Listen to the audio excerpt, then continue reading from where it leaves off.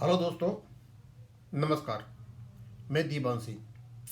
आपको पता है कि पिटिशनर्स ने अपनी जो डिटेल दी है माननीय सुप्रीम कोर्ट में, उनका एक कंसोलिडेटेड जो इंडेक्सिंग है वो हमने आपको डाल दिया था। लेकिन उनमें से हम टेबल नंबर 1, टेबल नंबर 2 और उसका एक समरी हम बताएंगे। अभी हम डालते जाएंगे, आप देखते जाना उसमें क्या गया है। तो ये अब इनकी टेबल नंबर 1 है और comparative chart of pensioner drawn by clerk in bank in January 2026 में। एक क्लर्क को जनवरी 2026 में कितनी पेंशन मिल रही है उसका ये चार्ट है। और pension of those who retired from 1 January 1986 to 31 December 1987 was once revised as per pay scale with effect from 1 November 1987 and was never further revised. आगे रिवाइज नहीं हुई, 1987 में रिवाइज हो गई। Pay scale revise for the 5 years term each on 1 November 1982,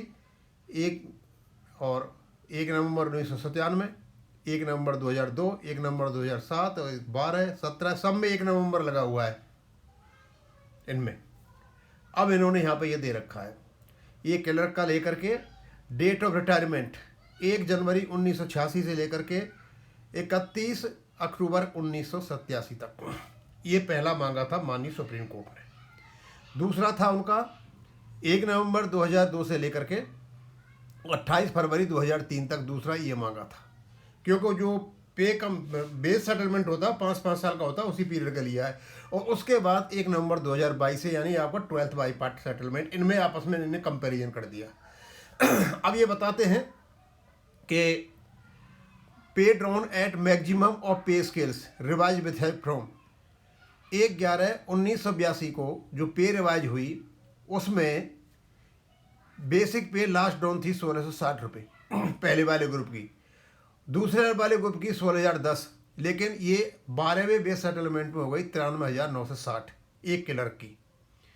और उसी प्रकार basic pension इनकी 50% 830, 8,005 और 46,980 ये इनकी बेसिक पे हो गई। उसके बाद इन्होंने ये पहले वाले ग्रुप का अपडेशन करा दिया। अपडेशन पर जब किया 830 का 1383 हो गए। डीए लगाया तो इनका 25,571 डीए लगाया, टोटल पेंशन बन गई 21,954। एक्स ग्रेशिया मिल रहा है इनको 3300, टोटल ऑफ पेंशन बन गई 25,254।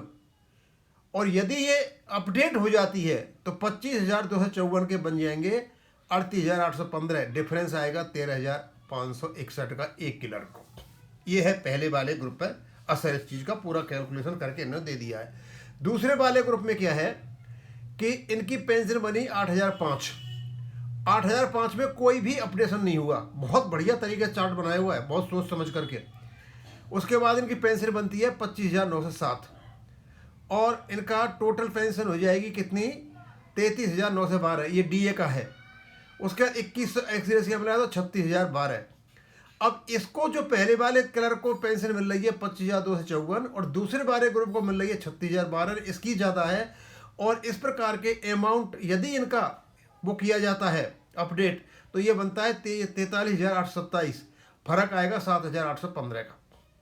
अब लास्ट में जब चलता है तो इस व्यक्ति की जो पेंशन बनती है इसकी बनी 46,980 और इसका जो डीए आया 9,927, कुल पेंशन बनती है 56,907, 56,907।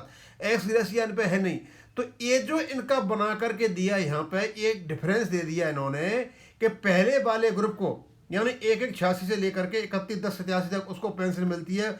एक ही डिजिग्नेशन का व्यक्ति है 25,254, दूसरे वाले ग्रुप में मिलती है 36,012 और अभी जो व्यक्ति क्लर्क रिटर्न होकर जा रहा है तो वो आ रहा है 56,907। ये 25 और 56 में लगभग दूने से भी ज़्यादा का फर्क है। ये फर्क क्यों है? ये फर्क है अपडेशन की वजह से। वेरी फाइन चार्ट क्रिएटेड, एकदम साफ सुथरा है बिल्कुल, और इसमें किसी प्रकार की कोई भी कमी नहीं छोड़ी हुई है। ये है भाई आपका टेबल नंबर 1 एक क्लर्क का, और क्लर्क का दे दो या आप एक जनरल मैनेजर का दिया है, क्लर्क का दिया है। अब बात तो ये सबका वही रेशियो है जितने भी हैं। तो इन्होंने ये चार्ट दिया है उसमें, और इस चार्ट को आप देख सकते हो। ज़्यादा नहीं खींचूंगा, आपके समझदारी के लिए आप खुद देख सकते हो, मैंने ये डाल दिया है। थैंक यू, धन्यवाद।